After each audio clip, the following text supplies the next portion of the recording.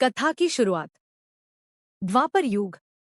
जब पृथ्वी पाप और अत्याचार से कांप रही थी, अत्याचारी राजा कंस के भय से मनुष्य ही नहीं, देवता भी व्याकुल हो उठे थे। तभी भगवान विष्णु ने वचन दिया, मैं स्वयं धरती पर अवतार लेकर अधर्म का विनाश करूंगा।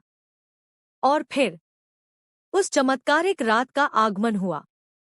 जन्मलीला मथुरा की कारागार, भयंकर तूफान और देवकी वासुदेव जंजीरों में बंधे हुए। अचानक पूरी कारागार में दिव्य प्रकाश फैल गया। भगवान स्वयं प्रकट हुए, चार भुजाएं, शंख चक्र गदा पद्म धारण किए। उन्होंने कहा, मैं तुम्हारा पुत्र बनकर आया हूं। मेरी रक्षा करो और समय आने पर मैं संसार को धर्म का मार्ग दिखाऊंगा। किवाड़ अपने आप खुल गए, पहरेदार सो गए और वासुदेव नवजात कृष्ण को लेकर गोकुल निकल पड़े। गोकुल में बाल लीला। गोकुल में नंद बाबा और यशोदा माँ ने कृष्ण का पालन किया। गोकुल का हर घर कृष्ण की मुस्कान से चमक उठता।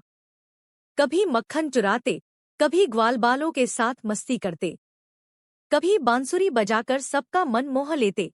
कृष्ण की हर लीला में प्रेम और आनंद छलकता। कालिया दमन। एक दिन यमुना में रहने वाला विषैला नाग कालिया लोगों को परेशान कर रहा था। ग्वालबाल डर गए, मगर कृष्ण मुस्कुराए और नदी में कूद पड़े।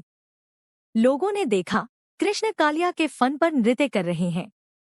कालिया पराजित हुआ और कृष्ण ने उसे आदेश दिया, जाओ, यहाँ से दूर किसी निर्जन स्थान पर रहने जाओ। सभी ने कृष्ण को कालिया मर्दन कहकर जय जयकार की। गोवर्धन लीला। इंद्रदेव के क्रोध से गोकुल पर तेज वर्षा और तूफान बरसने लगे। लोग घबराए तो कृष्ण ने मुस्कुराते हुए छोटी उंगली पर गोवर्धन पर्वत उठा लिया। पूरा गांव पर्वत के नीचे सुरक्षित था। इंद्र को समझ आ गया कि ये कोई साधारण बालक नहीं, स्वयं भगवान है। राधा कृष्ण का प्रेम यमुना किनारे, बांसुरी की मधुर तान और राधा का कृष्ण के प्रति अनंत प्रेम। ये प्रेम देह का नहीं, आत्मा का था। कंस वध। जब कृष्ण युवा हुए तो मथुरा पहुंचे। कंस ने उन्हें मारने के लिए हाथियों, असुरों और सेनाओं को भेजा, मगर सब पराजित हुए। अंत में कृष्ण रणभूमि में उतरे और अत्याचारी कंस का अंत किया। मथुरा में धर्म की स्थापना हुई। भक्ति, समर्पण और पवित्रता का सबसे अद्भुत स्वरूप। गीता उपदेश। समय बीतता गया और महाभारत का युद्ध सामने आया। कुरुक्षेत्र के मैदान में अर्जुन नैतिक दुविधा में खड़े थे। तभी कृष्ण ने अपने विराट रूप का दर्शन कराते हुए कहा, जब जब धर्म की हानि होती है, मैं अवतार लेता हूं। कर्म करो, फल की चिंता मत करो। यही उपदेश आज भी संसार का मार्गदर्शन कर रहा है। कथा का संदेश। श्री कृष्ण की पूरी लीला हमें सिखाती है, धर्म का मार्ग कठिन हो सकता है, पर सही है। प्रेम, भक्ति और सत्य कभी नहीं हारते।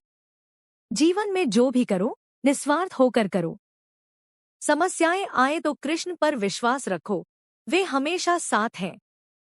समाप्ति। जो कृष्ण को प्रेम से याद करता है, कृष्ण हमेशा उसके हृदय में विराजते हैं। जय श्री कृष्ण।